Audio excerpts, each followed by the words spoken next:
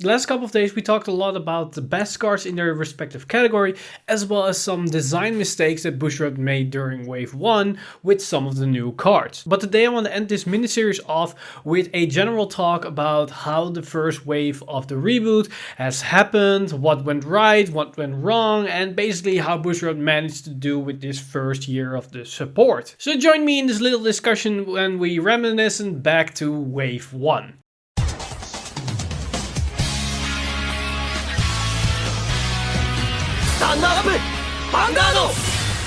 So for anybody that still has some questions of what Wave 1 actually means, it's basically a support system that Bushiroads put in place at the beginning of the reboot, as they announced that they're gonna do a kind of new release schedule system where they're gonna support each and every clan at least once during that cycle. And they announced with a calendar from which month to which month of the next year this new support wave was going to be. And we saw that the first support wave would end with this set that we just did on the channel, and that's Light of Salvation, Logic of Destruction. And that's basically what this wave system that they put into place as what I've been referring to as Wave 1. You could also see it as Support Wave 1 or Set Release or Cycle 1 or something like that. And the major thing that's attached to this system, as I referred earlier, is that at least every single clan, all the 24 clans, would get one set or one support in that initial wave. However, the misconception was that everybody thought that first everybody would get support and then we get another wave of support. That's not how it is. It can happen, as we've seen before, that Royal Paladin, maybe another clan, Kagero, Novigrad or whatever, is going to get a lot more support before each and every individual clan gets its first or second or third, the next support wave they're going to get for that year. But for Wave 1, I'm very happy with the approach that they took for their first initial support set for each and every clan, as they really went back to the basics. Every clan, as well as the game, felt a lot more easier to digest and to take a grasp onto how to play the game, instead of what was happening with G, and especially mid to end G era. It was really hard to grasp what was happening and to introduce the game to a new player or a less experienced player, to tell them how the game should be played, how things is happening, what you need to watch out for. With this new reboot system and how they design skills, it's a lot more easier to digest, and it's really back to basics. And it's really what I liked about this new approach for the first support set. We're already seeing for Wave 2 and with the later support sets in Wave 1 that things are going to get a little bit more complicated or a little bit more intriguing because they are doing something weird with some rulings and that kind of stuff, like Brand, for example, especially now with the new Gancelot revealed. And I'm fine with that because it makes things a little bit more interesting and there are going to be a lot more awesome interactions going to happen from that. But the fact that they went back to basics, got all these easy skills, very simple kind of interactions, put everything on place, main phase, a couple of on attacks, but nothing really of chaining a lot of things together to make some really intricate combos right at the start of the game. So I'm really happy that they took that approach. However, what I'm not really that happy about of Wave 1, as I hinted before, is the support focus that happened in Wave 1. And with that I mean the fact how they centered the different support sets for different clans, as we got a second support for Kagero and Royal Paladin very early on. Although it was a very small support set with only 4 new cards for both clans, it wasn't really received well by the community, as we only got 10 out of 24 clans at the time.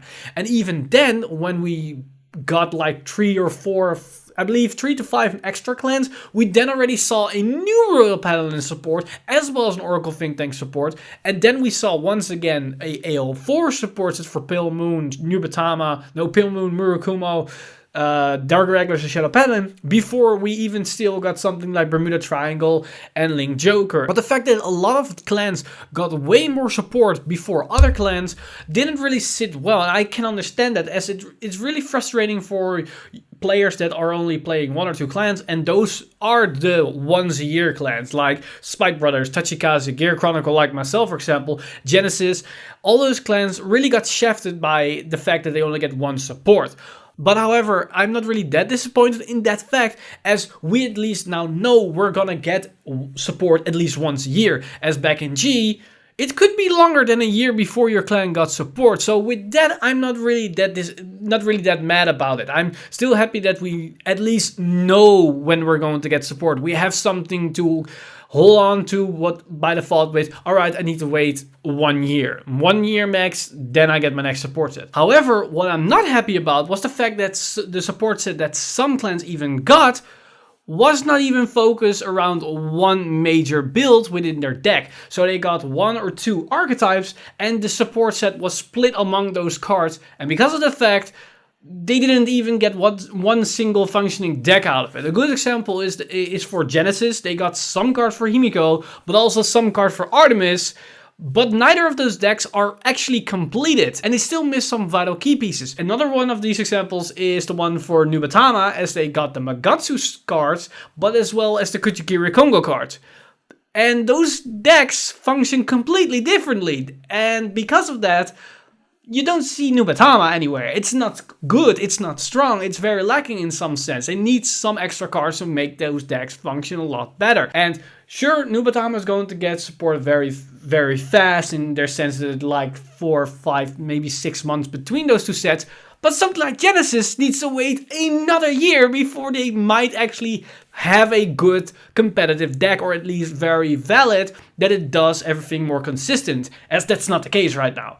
And that's my main gripe with the support set that we've seen in Wave 1. That yes, the support was very decent in spread around the board, and thanks to the fact that a lot of things are very basic and very easy to digest, that a lot of decks got some good functioning decks out of Wave 1.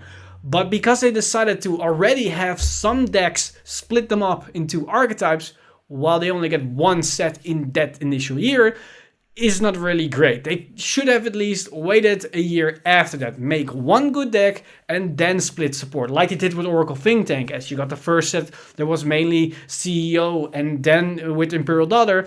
And the second wave, they introduced witches, some mages, and some extra generic stuff. That is the right way to do this. Not the other way around that they did with some clans. So that's one of my major gripes for Wave 1. However, on that same note, for the support set that we got in Wave 1, not only am I happy with the fact that they went back to the basics, it's also the fact that every deck really feels unique. You really see the difference between clans in how they function. Even though we got tons of Exo clans, none of them actually feel the same. And I touch upon this subject quite often in the past with some videos, but you can really see the difference between Aquaforce, Nova Grappler, Pale Moon, Tachikaze, Great Nature.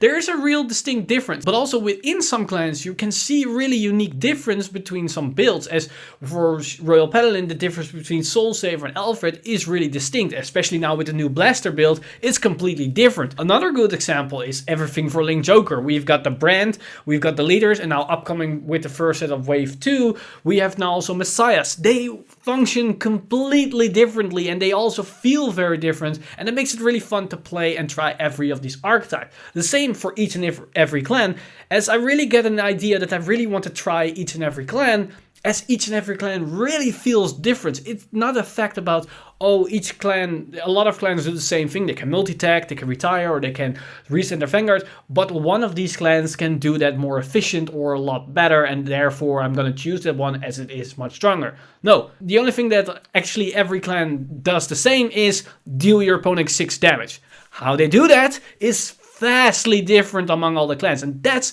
what I really liked about Wave 1, and especially around the reboot, as they really went back to the basics and make every clan unique and also feel unique. So that is one of the biggest pluses I can give for basically the reboot for Wave 1. But when we're talking about one of the biggest pluses for the reboot with Wave 1, there's also one subject that has to be talked, and that's basically the biggest minus and the worst point of the reboot and Wave 1, and basically the thing that almost could break the game and ruined it for a lot of people, and that was the divide in the community with the whole standard and premium thing. Basically the standard versus the premium side, where all players were trying to say, well, my format is better than yours, you're worse because you're playing that format.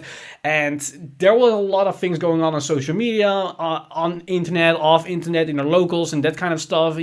That it still hangs around a little bit, not as much as it was back in the beginning of the reboot, where it was almost a turf war that for some reason. I see some people are blaming it on Bushiroads sides, but I don't think Bushiroad has anything to do with this issue.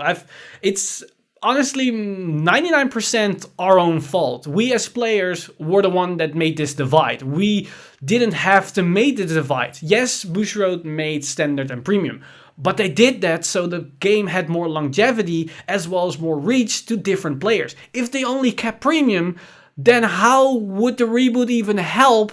Basically, then the reboot didn't make any sense and you couldn't make new players. There was then the whole thing that they went back to the basics, make every clan feel unique and different and more easy to digest. That would not be possible, and you could not reach more new players. You couldn't really grow the game. So they had to make this decision to come up with standard. But at the same time, they didn't want to alienate old players and players that like their current decks and want to play with their old cards, so they made premium. It was the best decision for them to at least have something for everybody. But for some reason, players in the community thought it was a good idea to stickmate against other players for the same game, as we all are playing Vanguard, but it's something for some reason find them inferior, or for some reason find themselves superior to them because they play a certain format. To me personally, this is really weird, as we are all playing the same game. We should all basically support each other or help each other because we aren't really that big of a game. We are a very small community in the sense of the big numbers like Pokemon, Magic, Yu-Gi-Oh! We as Vanguard aren't really that big. And the reason that we then start attacking other players only because they prefer a different format is just odd to me personally. So that was the lowest low that we basically got from Wave 1 and Reboot, as that divide was not a good place for the community to be. Luckily, it's been going a lot better ever since the beginning. Yes, we still have some people that are still pushing some people out of their community, or the fact that they are looking down on other players because they are playing a certain format. But we're all just playing Vanguard. We all are loving the same game. Either you like premium, you like standard, maybe you dislike a certain format. That doesn't matter. We all play the same game, and we should just help other players to also be able to enjoy the same game we all love and to play. Because when we start pushing people out of the community, or some way stigmating them, we are only screwing ourselves, as at some point the community will die out, and then we only have left with some invalid cardboard that cannot even allow you to play a game anymore. But I don't want to end this video on this down note, as yes, it's a pretty heavy subject, the fact that the community has a very distinctive divide from the standard and premium split, but at the same time, we as a community did grow over the time from the reboot. Yes, I know there are some parts in the world where communities shrunk or disappeared because of the reboot, because of the split of premium and standard, but I got a lot more examples, or I saw a lot more of people are talking about their community that grow from this sudden change in the way that Vanguard was going forward. As a lot of old players went back in the game, as well as a lot of new players could finally start playing the game, as it was a lot more easier to start the game. The stepping stone was set way lower than it was back in G. And that is something that I really saw not only in my own community, but in a lot of communities. And if you saw my Springfest vlog for the one that I did in France, you saw the amount of people that were attending that tournament. As I stated, maybe for American viewers, this number of 220-ish people at a venue doesn't sound that really big, as I know that a lot of American venues have 400 or 500 people at some point. But for European, this is a big number. We usually only tend to have around 100 attendees for a regional. That's not a lot.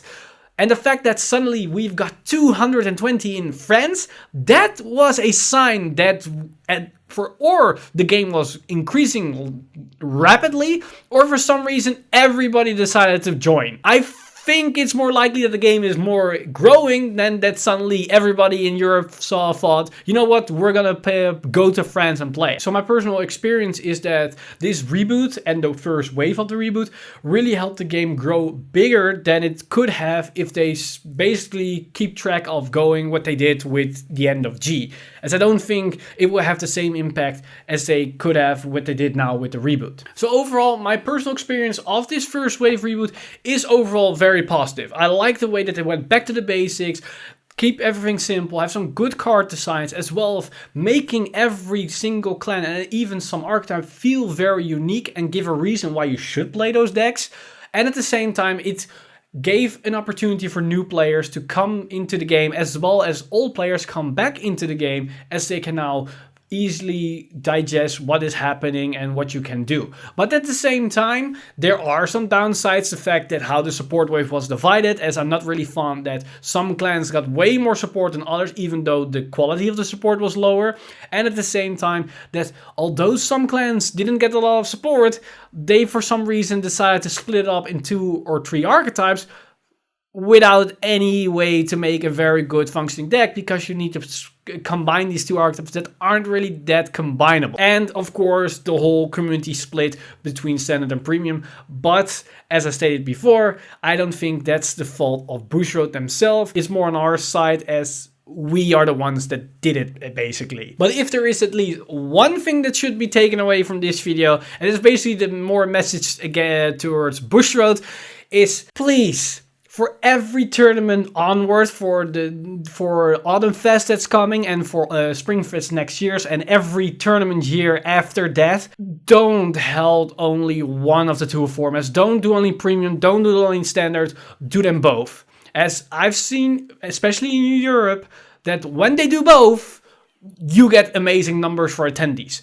But when you only do one, that number will drop really dramatically low. And the reason why that's the fact is because we have only standard players. We also have only premium players, and we have some players that are on one side but are thinking, well, the other game is not bad, but I'm not going to a tournament for it. When we have both of one day, then a lot of people are saying, well, I'm gonna come for standard, or I'm only gonna come for premium, but while I am there, I'm probably also gonna attend the other one, because why not? And that has a big impact on attendees as well as the community themselves, as a lot of people are starting to mingle a lot more, and this also gives people more exposure to a different format because they are also present at that tournament. So please, just host complete tournaments and not a half one, as it's just better for the community and especially for the game's survivability and longevity as well. This is basically my personal opinion and my take on the Wave 1 support. I hope you enjoyed this little mini-series journey that I did through Wave 1, as there was a lot to digest. There were a lot of amazing things happening with a lot of good support cards, as well as some interesting things. There are still a lot of more things that I want to talk about, but the fact that I'm way behind schedule with a lot of things for Wave 2, as we still need to do the one for Heroic Evolution, set reviews, deck profiles, then the one for My Glorious Justice again, and we already in the reveals for, I believe, something Liberty Steed, Aerial Liberty Steed, that's set for with the Gancelot VR, that's set. But I'm very curious of what your personal take is and your experience with Wave 1. Did you enjoy this first ride of Vanguard? Did you enjoy the way that they handled everything, or are there some things that you didn't like and I didn't touch upon on this video that you think should be addressed a little bit more? Now I'm very curious of your comments and basically your experience, so let me know in the comments down below and basically start a discussion, as maybe I overlooked something or I didn't see something in the right light. As I stated, these are everything from my personal experience and my personal view, and this is a European guy, and this could, in America or in Asia, this could be completely different. So let me know in the comments down below what your take was on Wave 1, and maybe what you hope to see for Wave 2 and which approach they should take. But that's basically everything for this video. So with the ending of the video, I of course want to thank my supporters over at Patreon for making this little mini-series possible and give me basically a opportunity to analyze and talk about everything for Wave 1. So thank you guys for supporting and enabling me doing this, as you guys are definitely amazing. But if you too want to help me support doing all these kinds of contents on the channel, do all these kinds of analysis of different support set, different reviews, and all this kind of good stuff that you're familiar with me on this channel, then head on over to patreon.com/VanguardInsider and become a patron today to support everything that's happening basically on this channel. But with that said, I'm Mr. Time Leap, and I see you guys in the next one.